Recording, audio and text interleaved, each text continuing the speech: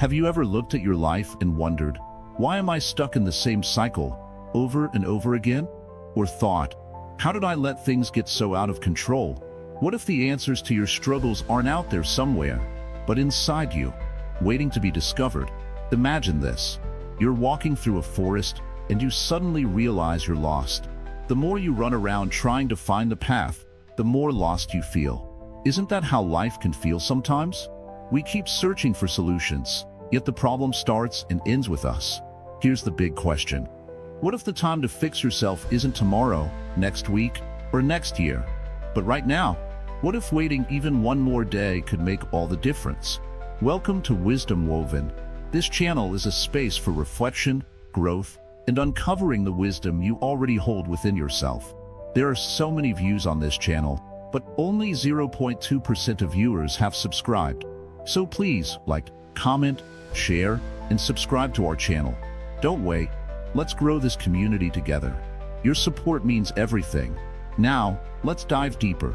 Buddhism teaches us that life's struggles often come from our own minds. The Buddha called this dukkha, a sense of dissatisfaction or suffering that comes from how we think, act, and hold on to things. It's not about blaming yourself, but understanding where the roots of your pain truly lie. Most of us are chasing happiness, but we're running in the wrong direction. We look for joy in achievements, relationships, or possessions, thinking they'll make us whole. But Buddhism shows us a radical truth. Nothing outside of you can ever truly fix what's inside. The key is awareness. To fix yourself, you must first see yourself clearly. Just like a doctor can't treat an illness they can't diagnose, you can't heal what you refuse to face. Buddhism calls this right view, the ability to see things as they really are. Think about it. How often do you pause to observe your own thoughts? How often do you question the stories you tell yourself about your life, your past, or your future? Awareness isn't something you're born with. It's a skill you can learn. The good news is, it's never too late to begin.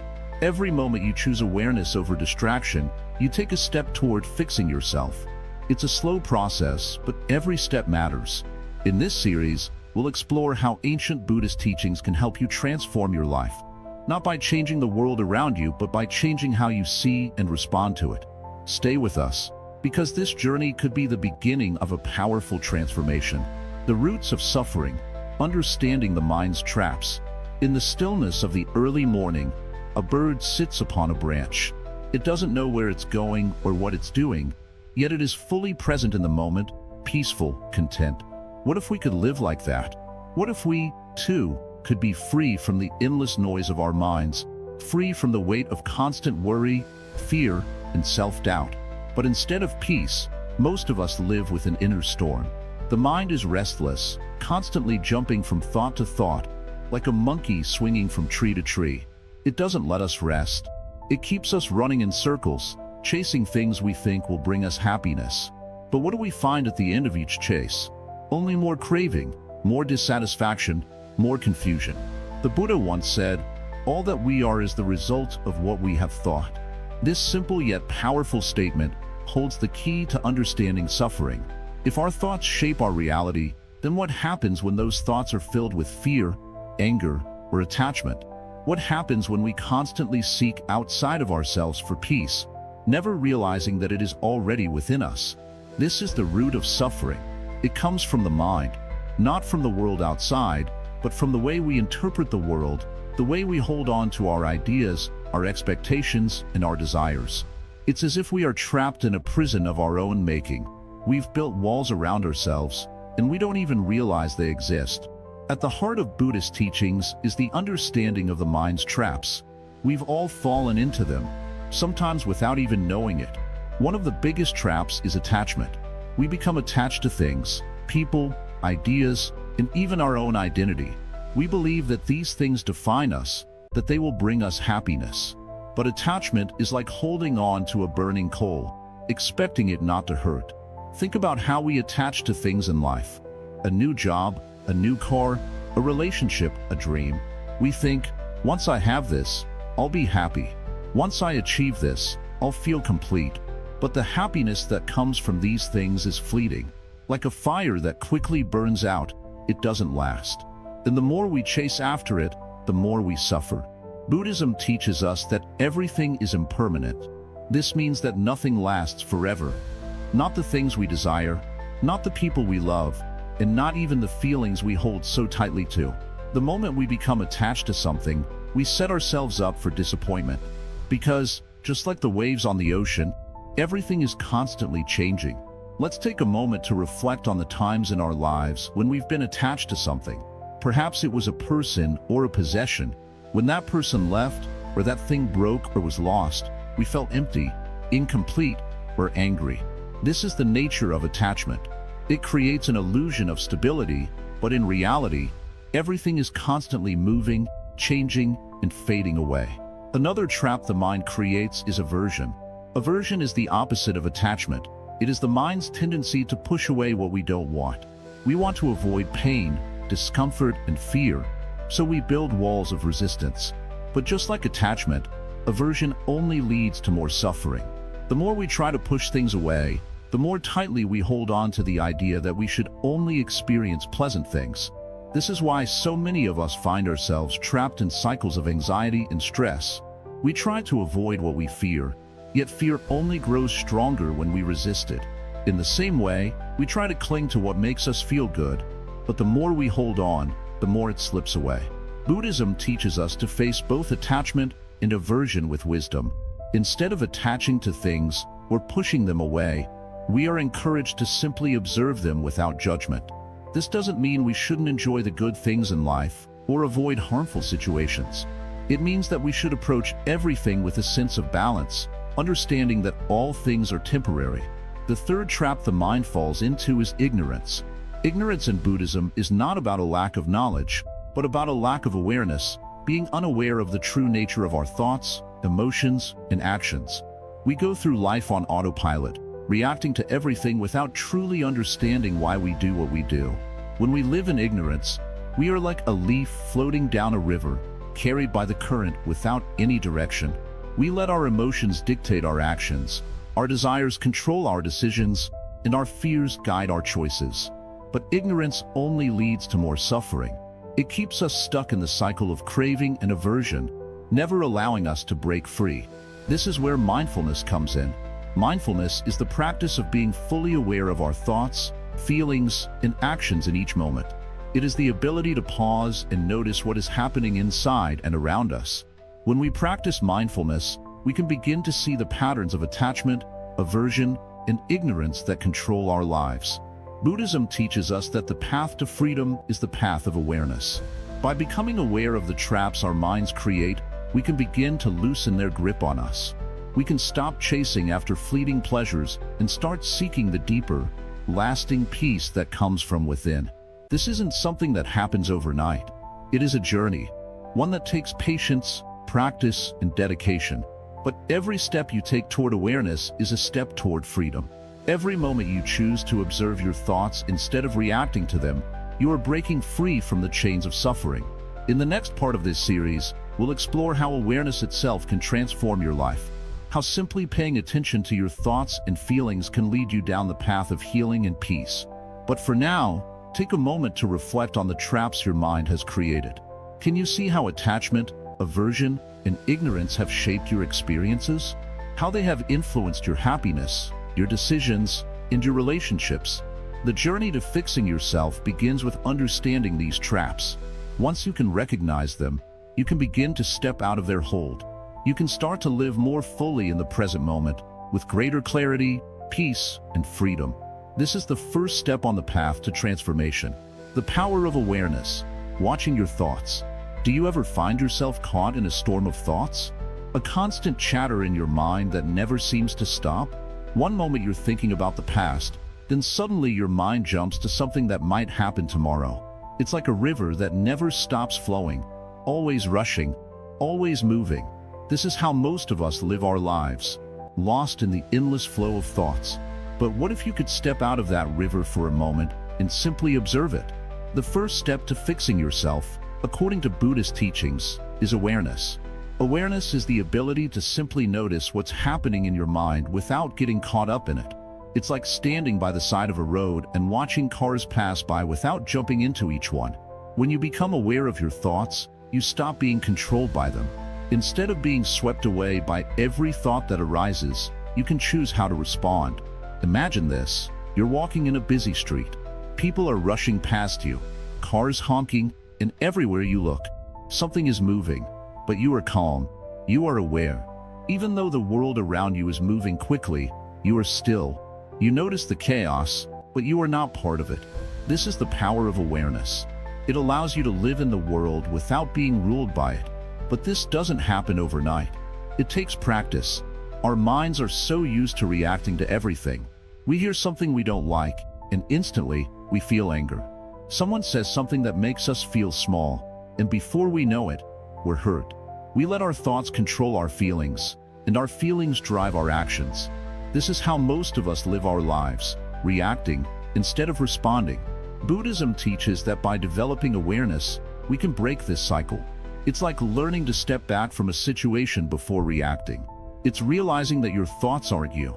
They are simply clouds passing through the sky of your mind. They come and go. Some are dark and heavy, while others are light and fleeting. But you don't have to hold on to any of them.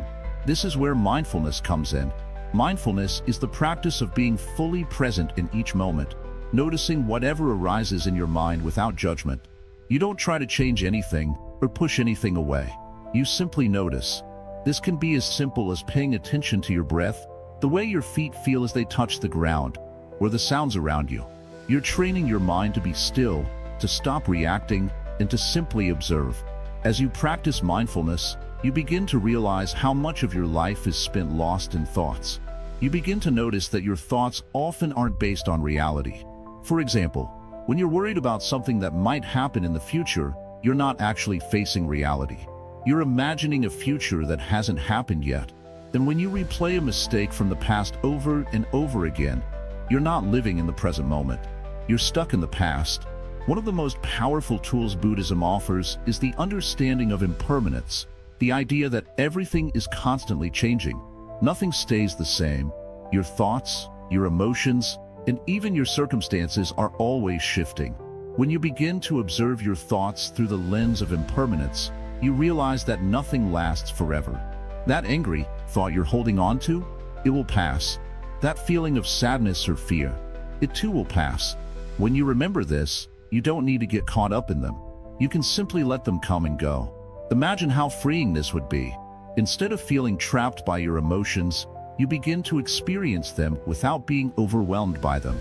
You notice your feelings, but they no longer control you. You begin to live life from a place of calm, no matter what happens around you. This is the gift of awareness. It's the ability to see clearly, to notice what's happening in your mind, and to make conscious choices in your life. With awareness, you can start to notice when you're acting out of habit, when you're reacting to a situation because of old patterns. You can catch yourself before you say something you might regret, or before you make a decision that doesn't serve you. And this doesn't just apply to your thoughts. It applies to your whole life. Awareness means paying attention to everything, not just the big things, but the small moments too. How does it feel to eat your food? How does your body feel as you walk, as you talk, as you sit? What emotions arise when you're with certain people? Awareness invites you to be present with all of it, not to escape or distract yourself. But here's the thing. Awareness isn't always easy. It can be uncomfortable. Our minds are so used to thinking and reacting that when we stop, it can feel strange. You might find yourself feeling more anxious or restless at first. But this is just part of the process. It's like stretching a muscle that hasn't been used in a long time. It might feel stiff at first, but with time, it becomes stronger and more natural. The more you practice awareness, the more you begin to realize that you are not your thoughts. You are the observer, the one who is watching them. Thoughts come and go, but you remain. This is the essence of mindfulness. It's the practice of returning to the present moment again and again, no matter how many times your mind drifts away. As you develop awareness, you also begin to see the deeper patterns in your mind. You start to notice how your mind often goes to the same places: fear, worry, doubt, or judgment. But with awareness, you can choose to respond differently. You can let go of the automatic reactions and choose a different path. Buddhism teaches that the mind is like a garden. If you let it grow wild, it will be filled with weeds, negative thoughts, fears, and worries. But if you tend to it, if you practice awareness and mindfulness, your garden can become peaceful and beautiful. You can choose what to plant and what to pull out. Awareness also brings us closer to the truth about ourselves, about others, and about life. When we are aware, we stop hiding from the uncomfortable parts of ourselves. We stop pretending that everything is okay when it's not. We become honest with ourselves, and this honesty leads to healing. But here's the most important part. Awareness isn't just a mental exercise. It's a way of living. It's about bringing the lessons of mindfulness into every area of your life. When you're aware, you see things more clearly. You stop reacting out of habit, and you begin to respond with wisdom and compassion. In your relationships, awareness means listening deeply without judgment. It means paying attention to the other person's words, body language, and feelings. It's about being present for others without letting your mind wander. In your work, awareness means focusing on the task at hand, doing your best without being distracted by worries about the future or regrets about the past. The more you practice awareness, the more you start to see life as it truly is, a series of moments that are constantly changing. And with this understanding comes peace. You no longer feel the need to control everything. You no longer feel the need to escape from the present moment. Instead, you embrace it just as it is. So, how do you start? The first step is simple. Just notice. Notice the next time your mind starts to wander. Pay attention to what's happening in your body, in your emotions, and in your thoughts. When you catch yourself, take a deep breath and come back to the present moment. With each breath, you are cultivating awareness. With each moment of awareness, you are fixing yourself. And with each step, you are moving closer to true freedom. Impermanence, the key to freedom. In the life of a Zen master, there is one simple truth that governs everything. Nothing lasts forever. This truth, though simple, is deeply transformative. When we understand that everything is impermanent, we begin to see the world in a new light. It's like waking up from a dream and realizing you're not bound by the limitations you thought you were. Do you ever find yourself caught up in the idea that things should stay the same? Maybe you hold on tightly to moments from the past or worry about the future. We all do this at times. But what happens when we start to accept that everything is always changing? The winds blow, the seasons change, and so do our lives.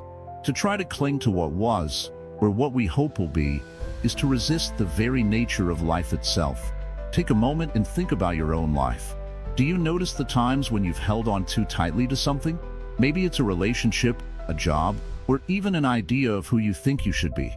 How did that feel? Did it bring peace, or did it bring frustration? The Zen master teaches us that holding on to things, whether objects, emotions, or even beliefs, leads to suffering. The more we try to make things permanent, the more we end up in pain when they inevitably change. But impermanence doesn't have to be a source of sorrow. In fact, when we truly understand it, it becomes the key to freedom. The Buddha spoke of impermanence as one of the 3 marks of existence, along with suffering and non-self. By embracing impermanence, we free ourselves from the attachments that weigh us down. We no longer need to fear change because we know that it is a natural part of life. Just as the day turns to night, everything in our lives is in constant flux, and that's okay. In our busy world, it's easy to forget that change is constant. We live in a time when everything feels fast-paced, and we're constantly rushing to get things done. But what if we took a step back? What if we allowed ourselves to just be in each moment, without the pressure to hold on to it forever? This is the essence of mindfulness, accepting the present moment as it is, without trying to control or change it. When you understand impermanence, you begin to realize that everything you experience is a gift. No moment is ever the same, and because of that, no moment should be taken for granted. The joy you feel today may not be there tomorrow, but that makes it even more precious. The pain you feel now is temporary, and so too will it pass. In both joy and sorrow, there is a wisdom to be found in knowing that all things are fleeting, but there's a deeper lesson in impermanence. It's not just about accepting that things change, it's about understanding that you, too, are impermanent. You are not the same person you were yesterday, and you will not be the same person tomorrow. This doesn't mean you lose yourself. Instead, it means that you are always evolving, always growing. The person you are right now is just a moment in a long line of changes. When you realize this, you free yourself from the need to define who you are based on past actions or future expectations. You simply are, and that is enough. Think about a flower. It blooms beautifully in the spring, but before long, it fades and wilts. This is its nature. And just like that flower, you, too, will go through cycles of growth, blossoming, and change. Every season in your life has its own beauty, its own purpose. To resist this is to resist life itself. When you accept impermanence, you embrace life's flow, and you let go of the need to control it. Now, let's talk about the way we view our emotions in the context of impermanence. Emotions are a perfect example of how impermanence works in our lives. Think of a time when you felt overwhelmed with sadness. Did that sadness stay forever? No. Over time, it faded, and in its place, other feelings arose. Perhaps joy, or contentment, or even confusion. The key is to remember that all emotions, no matter how intense, are temporary. They rise, they fall, and they pass away. Just like the waves in the ocean, they come and go. This realization allows you to approach your emotions with less fear and more wisdom. Instead of trying to suppress or run away from them, you learn to observe them. You see that they are like clouds in the sky, appearing for a while, then disappearing. The more you cling to them, the more you create suffering. But when you let them pass naturally, you experience peace. Buddhism teaches us that suffering arises from our attachment to things, including our thoughts and emotions. We think we can control them, or that they define us, but they are just passing phenomena. When we stop identifying with them, we stop suffering. This is one of the most powerful lessons we can learn. To observe without attachment, to experience without clinging. Another important aspect of impermanence is our relationship with time. Time seems like something that is always slipping away from us, doesn't it? We look back on the past with regret or look ahead to the future with fear or hope. But when we are stuck in these ideas, we miss the present moment. The present is the only time we truly have. When we accept that time, like everything else, is constantly changing, we learn to live fully in the now. This doesn't mean we abandon the future or ignore the past. It means we stop living in them. We stop letting them control us. The Zen master says, "Do not wait for the perfect moment. The moment is now." This is not a call for mindless action, but a reminder to stop postponing life. We often wait for the right conditions to act, thinking that one day everything will fall into place. But the right conditions are already here, in this moment. And this moment will never come again. To live fully in the present is to understand the fleeting nature of time. The moment you are living right now is already gone. And in this, there is beauty. This moment, as fleeting as it is the only moment that truly exists. When you accept impermanence, you are freed from the burden of needing to control time. You are free to live in the moment, to experience life as it comes, without worry or regret. By embracing impermanence, we also begin to understand the interconnectedness of all things. Just as you are constantly changing, so is everything around you. The world is a vast web of interdependent events, and you are but one thread in that web. When you realize this, you start to see the world as fluid and interconnected. There is no separation between you and the world. You are part of the ebb and flow of life. Your thoughts, your actions, your very being are part of this constant movement of change. This realization gives rise to compassion. When you see that everything is impermanent, you begin to understand that others, too, are struggling with their own attachments and fears. You begin to see the suffering of others as part of the same human experience, and your heart opens in compassion. This is the true path of freedom. Not just freedom from your own attachments, but freedom to see and care for the suffering of others. In the end, impermanence is not something to fear, but something to embrace. It is the key to freedom because it teaches us to let go. When we stop clinging to what is, we can live fully in what is. And in doing so, we discover that we are not bound by the past, nor by the future. We are free to be ourselves, fully and completely, in the here and now. So, take a moment and look around you. Everything you see, everyone you meet, everything you experience is changing. This is the beauty of life. It is always in motion. And as you learn to accept that nothing lasts forever, you'll find that you, too, are part of this beautiful, ever-changing dance. Embrace it, let go, and live fully in the freedom of impermanence. Letting go, releasing attachments. Let's begin with a simple question. Have you ever held on to something so tightly that it began to hurt you?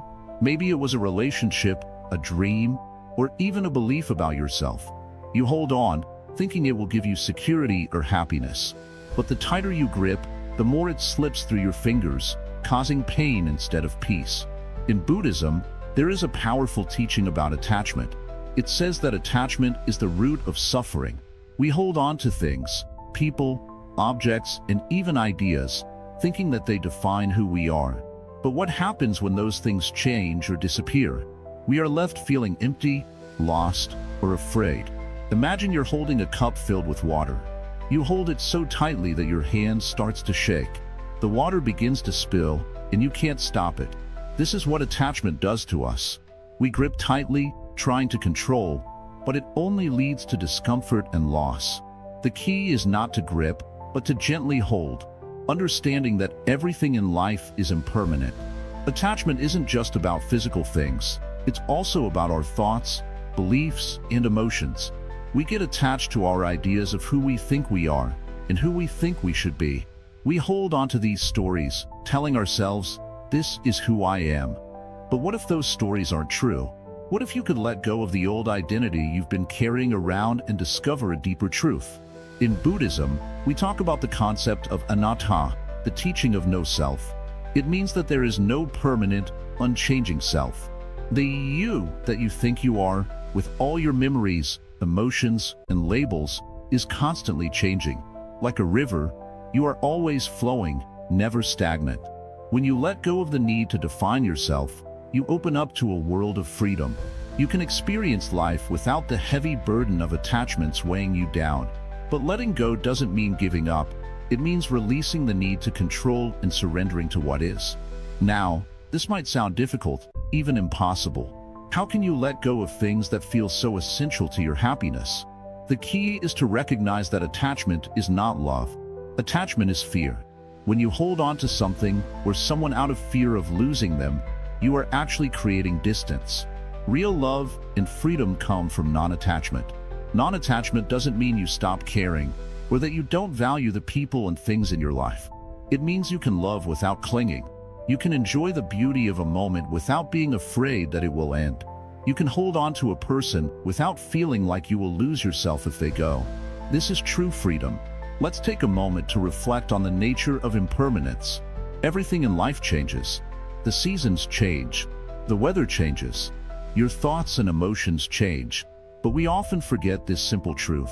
We get attached to the way things are, and when they change, we feel as though we've lost something. But in reality, nothing is ever lost. Everything is just passing through. When we let go of attachment, we stop fighting against the natural flow of life. Instead of resisting change, we learn to flow with it, trusting that life will unfold as it should. Take a deep breath and think about something you're holding on to tightly. Maybe it's a fear of the future, a regret from the past, or a relationship that feels like it defines you. Imagine, for a moment, what it would feel like to release that grip, not to get rid of it, but to simply stop holding it so tightly, to let it be what it is, without trying to control it. This is not about detaching from life or becoming cold and indifferent. It's about becoming more present with life. When you release attachment, you make space for something new to emerge. You create space for growth, for new experiences, and for deeper peace. Letting go is an act of trust. It's trusting that you don't need to control everything to be safe. It's trusting that you don't need to hold on to your pain to prove that you've suffered. It's trusting that the universe is always unfolding in its own way, and you are part of that unfolding. There's a beautiful teaching in Buddhism about the two arrows. The first arrow represents the pain of life, the loss, the disappointment, the heartache. The second arrow is the one we shoot ourselves with, the arrow of attachment, of clinging to our suffering. The first arrow is unavoidable, the second is optional. We can choose to stop shooting ourselves with the second arrow by letting go of our attachment to the pain. But how do we begin to let go? The first step is to become aware of our attachments. We must look closely at the things we hold dear, the things we fear losing, and ask ourselves, why am I holding on to this? What do I think I will lose if I let it go? Sometimes, our attachments are based on fear. We fear being alone, we fear failure, we fear change. But fear is not a solid foundation for our lives. Fear keeps us stuck in old patterns and old stories. When we let go of fear, we create space for courage, for new possibilities. One of the most powerful practices in Buddhism for letting go is mindfulness. Mindfulness allows us to observe our thoughts and emotions without judgment. It helps us see where we are holding on too tightly and where we are ready to release. Through mindfulness, we can learn to simply watch our attachments without getting caught up in them. Another powerful practice is meditation. Meditation helps us quiet the mind and create a sense of inner stillness. In this stillness, we can observe our attachments more clearly. We can see them for what they are. Not permanent, not solid, just passing thoughts and feelings. As we continue on this journey of letting go, we learn to live more freely. We learn to appreciate the present moment without needing to hold onto it forever. We learn that life is not about clinging to the past or fearing the future, but about being fully present in each moment. So, what happens when we finally let go? We find freedom. We find peace. We find the ability to embrace life as it comes, without trying to control it. We discover that we are not defined by the things we cling to, but by the space we create when we release. The Buddha once said, "You only lose what you cling to." This simple truth holds the key to freedom. When we let go, we stop losing, because we are no longer attached to the idea of loss. Instead, we are open to the flow of life, open to the unknown, and open to the peace that comes from surrender. As you continue on this path of letting go, remember, this is not something that happens all at once. It is a practice, a journey, but with each step, you become lighter, freer, and more at peace. The more you release, the more you gain. The more you let go, the more you find. The middle way, balancing life's extremes. When we look at our lives, it's easy to feel overwhelmed by the constant pressure to pick a side. Work hard or relax, be ambitious or content, strive for success or accept failure. Society often pushes us to extremes, to always go for more, to push ourselves beyond limits. But Buddhism teaches us a different way, a way of balance, a way called the middle way. The middle way is not about avoiding challenges or retreating into comfort. It's about finding a path between extremes. Imagine walking on a tightrope. If you lean too far to one side, you'll fall. If you lean too far to the other side, you'll also fall.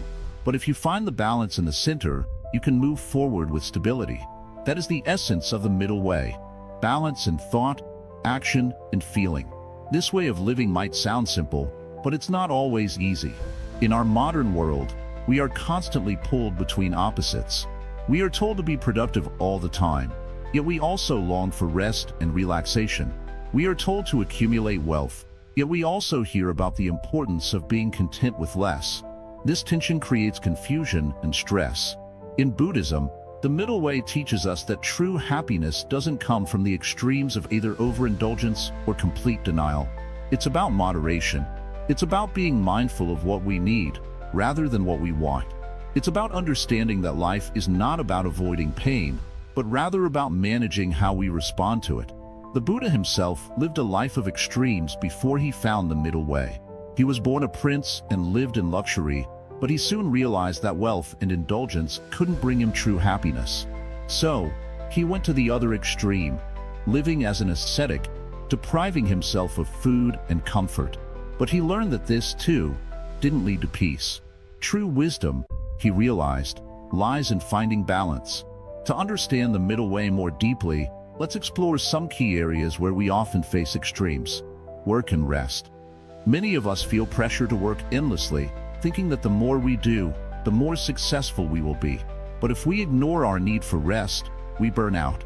On the other hand, some of us try to avoid work altogether, thinking that rest is the only key to happiness.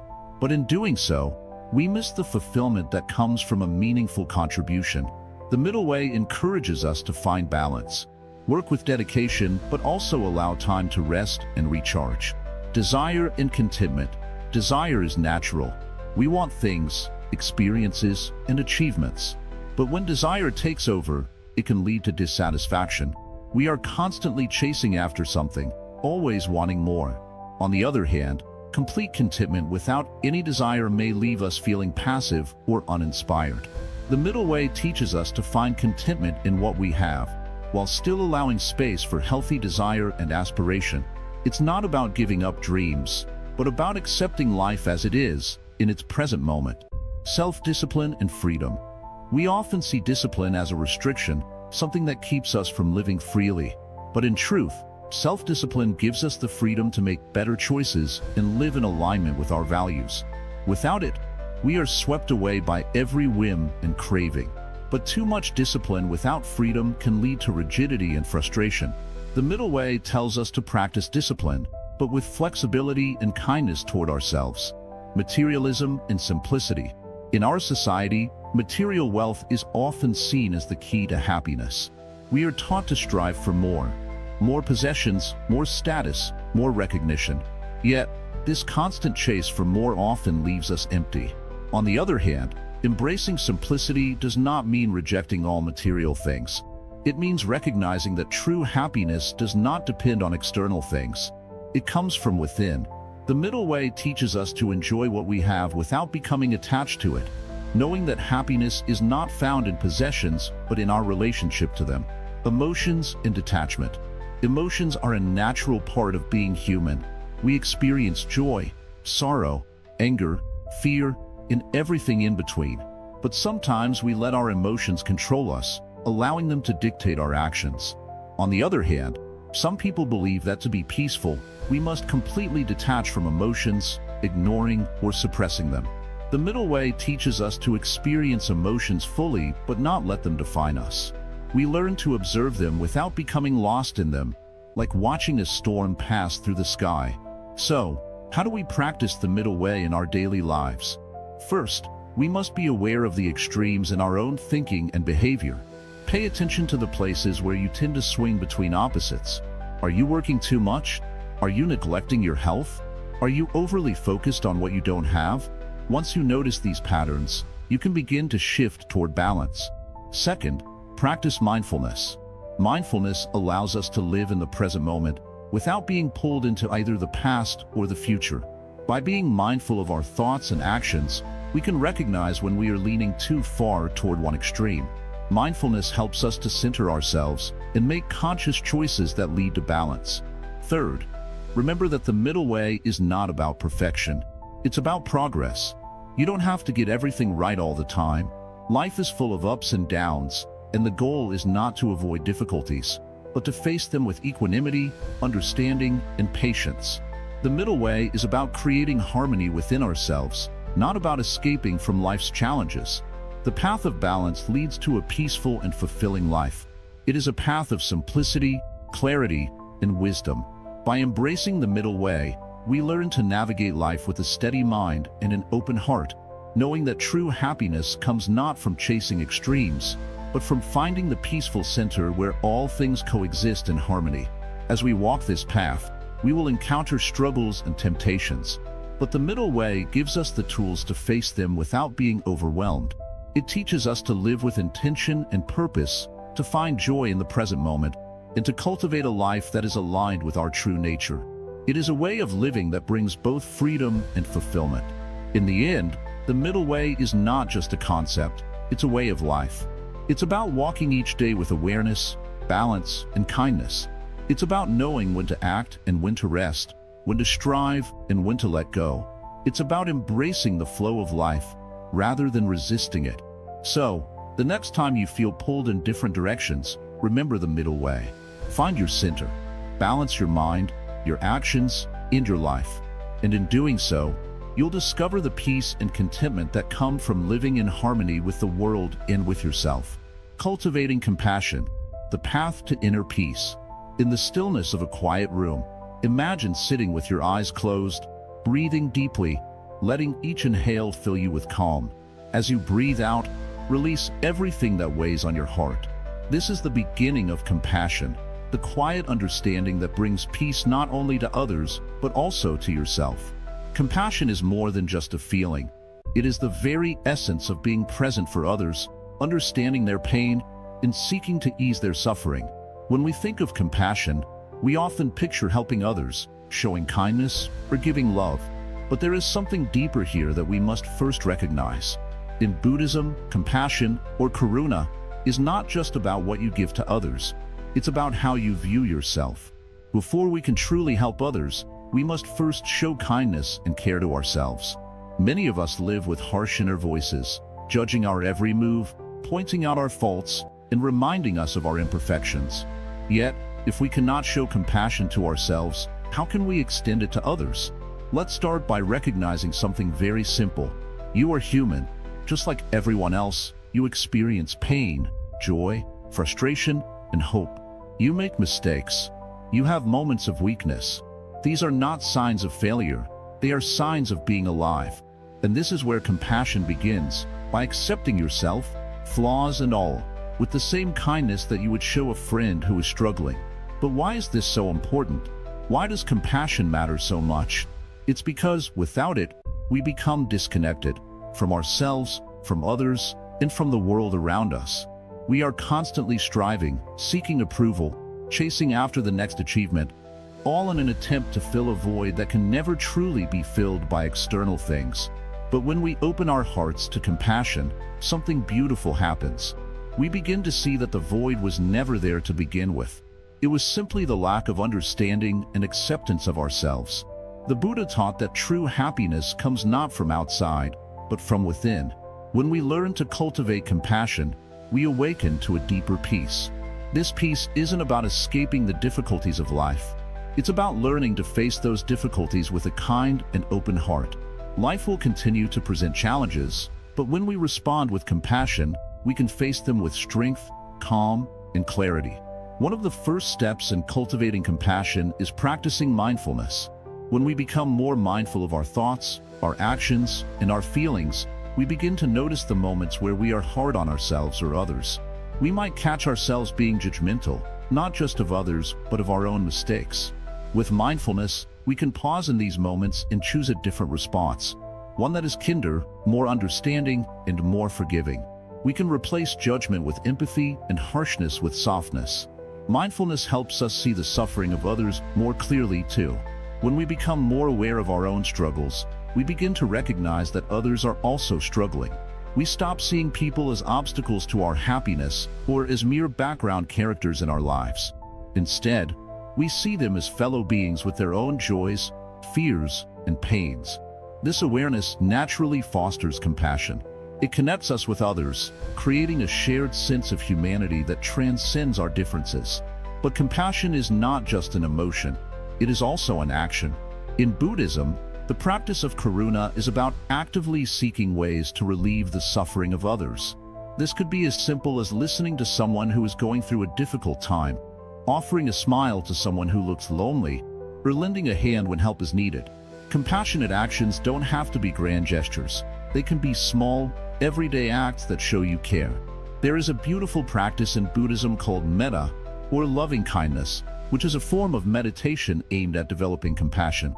In this practice, you begin by sending loving thoughts to yourself, then gradually extend them to others. You may start with someone you love dearly, then move on to people you are neutral about, and eventually, to those you may have difficulty with. The goal is to send out feelings of warmth, care, and goodwill to all beings, without any judgment or expectation. Through this practice, we begin to understand that all beings, no matter how different they may seem, share the same basic needs and desires. We all seek happiness. We all want to avoid suffering. We all want to be loved and cared for. This realization creates a deep sense of connection, one that goes beyond superficial differences. But let us not forget that compassion also means allowing others to be who they are, even when they struggle, even when they make mistakes. Sometimes, our instinct is to fix others, to change their behavior, or make them see things our way. But true compassion does not try to control. It simply meets others where they are, offering understanding and support without judgment. This is one of the most difficult aspects of compassion. learning to accept people as they are, rather than trying to change them. As you continue to cultivate compassion, you may find that it is not always easy. There will be moments when it feels like you are giving too much and not receiving enough. There will be times when people let you down, when you feel rejected or misunderstood. But these are the very moments that require your compassion the most. When you can respond with kindness, even in the face of hardship, you are not only helping others, you are also growing stronger, wiser, and more at peace. True compassion also involves understanding that suffering is part of life. It's not about fixing everything or making the world perfect. It's about accepting the impermanence of life, the fact that pain, loss, and difficulty are inevitable parts of the human experience. But when we meet these moments with compassion, we transform them. We don't push them away or try to escape them. We allow ourselves to feel them fully, without fear or resistance. This is the path to true peace. And remember, compassion is not a one-time act. It is a lifelong practice. Every day, you have the opportunity to choose compassion toward yourself, toward others, and toward the world. It is a practice that deepens over time, as you become more attuned to the needs of those around you and more gentle with your own heart. As you walk this path of compassion, you will begin to notice something wonderful happening inside you. You will feel lighter, more open, and more connected to the world. You will begin to see beauty in the simplest things, as your heart expands to include all beings in your circle of care. And perhaps most importantly, you will find that the peace you seek is already within you. It has been there all along, waiting for you to recognize it. So, take a moment now to close your eyes, breathe deeply, and bring to mind someone you care about. Visualize them in your heart, surrounded by love and warmth. And then, bring that same love to yourself. May you too be at peace. May you too experience happiness. May you be free from suffering, and may you help others find the same freedom. This is the true power of compassion, not just as a feeling, but as a way of living, breathing, and being in the world. It's a way of walking through life with an open heart, seeing suffering for what it is, and choosing to meet it with understanding, kindness, and care. This is the path to inner peace, and it begins with you. Mindfulness in daily life. Walking the Noble Eightfold Path. Imagine you wake up in the morning. The world is quiet. Your mind is not. Thoughts come rushing in about what you need to do today, what went wrong yesterday, what might happen tomorrow. Your mind is already running, even before your feet hit the floor. This is how most of us begin our day. But what if, instead of being carried away by all these thoughts, you could simply watch them, without getting caught up in them? Mindfulness is the practice of being present, of truly paying attention to the moment, without distraction, without judgment. It is about noticing life as it unfolds, whether it's the feeling of the air on your skin, the taste of your food, or the sounds around you. In Buddhism, mindfulness is more than just a practice. It's a way of life. It's how you walk through your day, how you breathe, how you listen, how you speak, and how you act.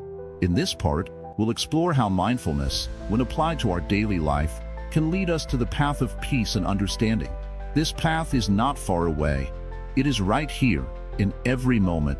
Mindfulness, in its simplest form, is about noticing.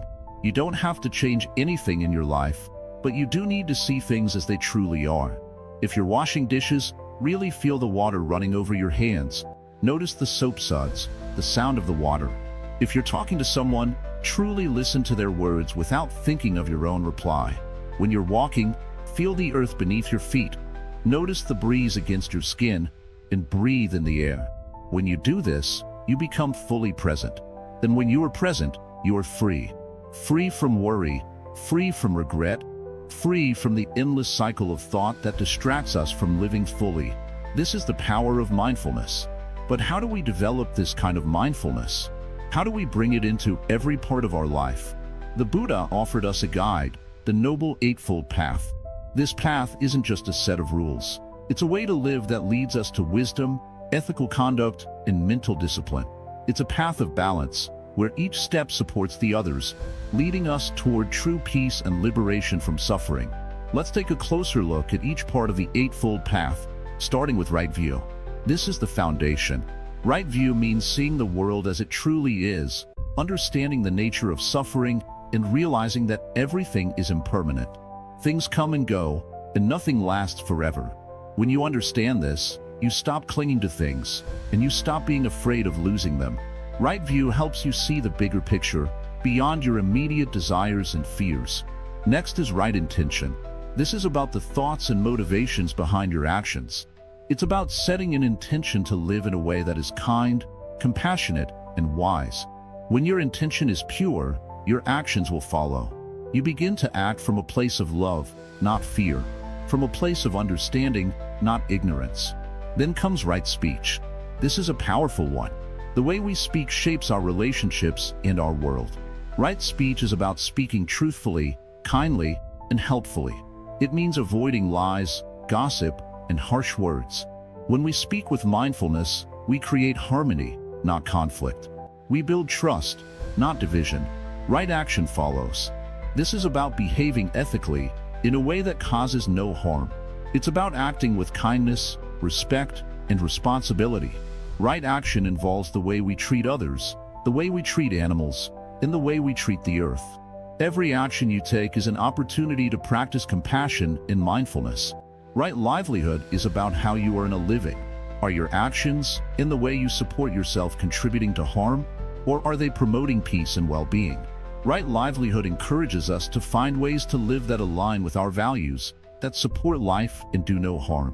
When we live mindfully, even our work becomes a form of meditation, a way to practice kindness and integrity. Right effort is about cultivating a positive state of mind and letting go of negative habits. It's not about forcing yourself into perfection, but gently guiding yourself toward what is wholesome. Every moment is a choice. You can choose to act from a place of mindfulness or be carried away by old habits. Right effort is about taking those small, daily steps toward mindfulness, toward joy, toward peace. Right mindfulness is the practice we've been talking about, being fully present in each moment with awareness and clarity. It's about paying attention to your thoughts, feelings, and actions without judgment. When you are mindful, you become aware of the habits and patterns that control your life, and you can begin to change them. Mindfulness allows you to break free from the cycles that hold you back, to live more freely and authentically. Lastly, right concentration is the practice of focusing your mind. It's the ability to direct your attention without distraction, to meditate deeply and connect with the stillness within. Right concentration is not just about sitting in silence for an hour. It's about being able to concentrate in everything you do, whether it's listening to someone, cooking a meal, or simply breathing. Together, these 8 practices form a complete path. They guide us to live with wisdom, kindness, and clarity. They help us develop the mindfulness that leads to true peace. Now, how do we apply all of this to our daily lives? Start small. Don't try to change everything at once. Begin with small acts of mindfulness. Maybe it's taking 5 minutes to sit in silence before you start your day. Maybe it's choosing to listen fully when someone speaks to you. Or maybe it's paying attention to your breath as you walk from one room to another. The key is to practice. Just like building any skill, mindfulness takes time and patience. But every moment you practice brings you closer to the peace you seek. And remember, it's not about being perfect. It's about being aware. It's about seeing life as it is, with all its beauty and all its challenges. When you walk the path with mindfulness, every step, every breath, every action becomes an opportunity to grow.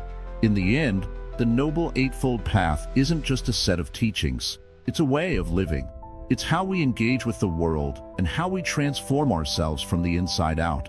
By practicing mindfulness, we learn to see the truth of our existence and to live with clarity, compassion, and wisdom. So, take a deep breath and remember, this path is not about doing more. It's about being more. It's about being fully present, fully alive, right here and right now. Walk the path of mindfulness and watch as your life begins to change. The final step, awakening to your potential. In the quiet of the morning, when the world is still asleep, you might feel a moment of peace. It's a moment where everything just is. No rush, no demands, no worries. Have you ever experienced this stillness, even if just for a few seconds? That stillness is a glimpse of your true potential. Throughout this journey, we have talked about many things. The importance of awareness, letting go of attachments, and discovering the true nature of your mind. But now, in this last part, we come to the most powerful realization of all. What if I told you that you are already whole, already complete? What if the journey was not about becoming something different, but about uncovering the truth that you have always been enough? There is a saying in Buddhism, the Buddha is within you. It's not a faraway, unreachable place. It's not something to strive for or chase after. It's right here, right now, in the present moment. The peace, wisdom, and love you seek are already a part of you. You don't need to go looking for them in the future or in someone else. They are already within you, waiting to be realized. So, what is the final step in this transformation? The final step is not a big leap, but a gentle awakening. It is the act of waking up to the truth of who you are. It is realizing that you do not need to fix yourself because there is nothing broken within you. The fix is in seeing the truth that you are whole as you are. Many of us go through life feeling incomplete, as if something is missing. We seek fulfillment in external things, money, success, relationships, but we often find that they do not bring lasting peace. This is the illusion of samsara, the cycle of birth, death, and rebirth that we are caught in when we chase after fleeting desires. But here's the truth. Nirvana is not some distant place to be reached in the future. It is the moment when you stop searching outside of yourself. It is the moment when you realize that peace is not something you need to achieve, but something you simply need to recognize. You are already at peace. The final step is to stop striving and start being. Start being present with your thoughts, your feelings, and your life. Start accepting yourself fully, with all your imperfections, with all your flaws, and with all your beauty. The moment you do this, you will feel the weight lift off your shoulders. You will feel light. Now, you might be wondering, what does it mean to be present? It means fully experiencing the moment without judgment. When you feel joy, feel it completely. When you feel sadness, feel it completely. When you feel anger, acknowledge it, but don't hold on to it. Let it pass through you like a cloud passing across the sky. You see, the more you hold on to these emotions, the more you trap yourself in suffering. The more you try to push them away, the stronger they become. But when you accept them, they lose their power. They no longer control you. And this is where true freedom begins. Freedom is not about escaping the challenges of life. It's about changing your relationship with those challenges. It's about seeing them not as obstacles, but as opportunities to grow. In Buddhism, we talk about the concept of equanimity. This means having a balanced mind, no matter what life throws at you. It's about maintaining peace even in the face of chaos. This doesn't mean being numb or detached. It means being fully present, without letting your emotions or circumstances overwhelm you. To achieve this, it's helpful to practice mindfulness every day. Mindfulness is the art of paying attention to the present moment with full awareness. It's about being mindful of your thoughts, your words, and your actions. When you are mindful, you begin to notice how your mind works. You begin to notice when it wants to cling to something or run away from something. And when you notice these patterns, you can start to change them. You can choose to respond with calmness and wisdom instead of reacting out of fear, anger, or desire. But here's the most important lesson. You are not your thoughts. You are not your emotions. You are not your past. You are the awareness that observes all of these things. When you realize this, everything changes. You stop identifying with your problems. You stop believing that you are your struggles. You start to see yourself as the sky, and your thoughts and emotions as clouds that come and go. This is the true meaning of freedom in Buddhism. It is freedom from the endless cycle of attachment and aversion. It is freedom from the belief that you are separate from the world around you. When you awaken to your true nature, you realize that you are connected to everything. You are part of the whole. And with this awakening comes a deep sense of compassion. Compassion for yourself and for others. Because when you see the truth of your own suffering, you cannot help but see the truth of others' suffering as well. You begin to act with kindness, not because you have to, but because it is your true nature. In this final step, it's important to remember that transformation is not a one-time event. It is a process, a journey. Every moment is an opportunity to wake up, to see the truth, and to be at peace. There will be times when you fall back into old habits, and that's okay. It's all part of the journey. The key is to never give up. Even when things get hard, even when you feel lost, remember that the path is always there. The path to peace, to wisdom, to compassion, and to your true self is always open to you. All you have to do is take the next step. As we end this journey together, know this: you are not alone. You are part of a vast, interconnected world. And every step you take toward awakening is a step that benefits not only you but all beings. When you fix yourself, you help heal the world. Thank you for joining me on this journey. May you walk the path with wisdom and compassion, and may you always remember that you are already whole. Now, if you found this series helpful, don't forget to like, comment, share, and subscribe to Wisdom Woven. Your support helps us reach more people and share these teachings with the world.